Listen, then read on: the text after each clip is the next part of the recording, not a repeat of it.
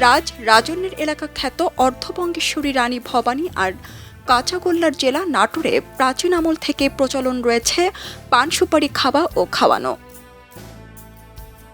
একসময় রানী ভবানী সহ বিভিন্ন রাজা মহারাজা ও জমিদারদের দরবারে ছিল দেশি বিদেশি নানা মশলায় সাজানো পান সুপারির প্রচলন।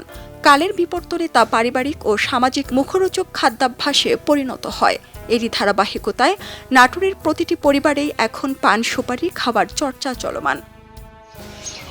যে কোনো সামাজিক ও পারিবারিক অনুষ্ঠানে পান সুপারি বাধ্যতামূলক, আর বিয়ের আনুষ্ঠানিকতায় পান সুপারি না থাকলে রীতিমতো চলে মান অভিমান আর অপমানের মতো ঘটনা।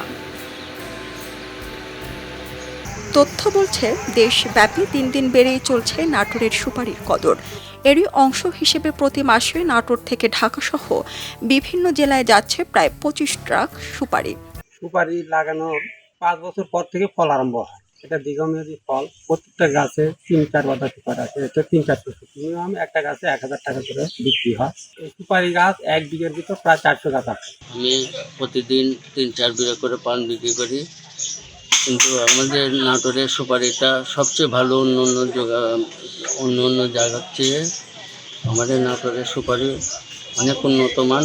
এবারে আমাদের নাটোরের কাঁচা সুপারিটা সবচেয়ে ভালো অন্য জায়গার থেকে।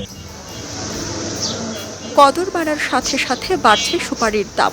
এতে খুশি নাটোরের সুপারি চাষিরা। আমি সারা বছরের মধ্যে 2 মাসে 3 মাস বাইরের সুপারি চালাই, আর বাকিটা মাস আমার এলাকার সুপারি, মানে নাটোর জেলার এলাকার যা সুপারি আছে এই সুপারি দিয়ে আমি দোকানদারি করি।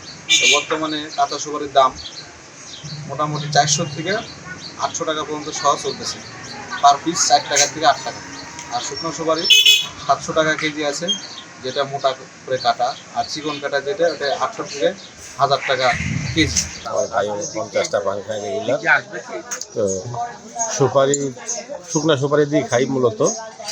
তো শুকনা সুপারি বলতে আমার নাটোরের সুপারিটা সবচেয়ে বেস্ট, ভালো কোয়ালিটি।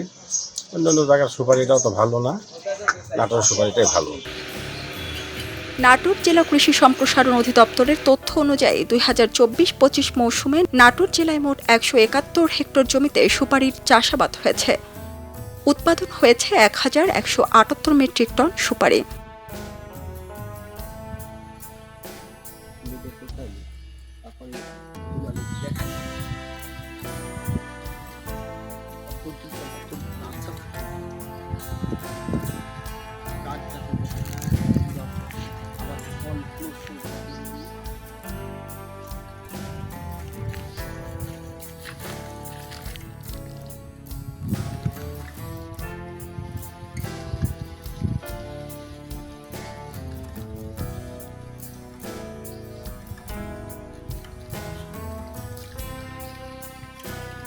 খবরের কাগজ, নিখাদ, নির্ভীক, নিরপেক্ষ।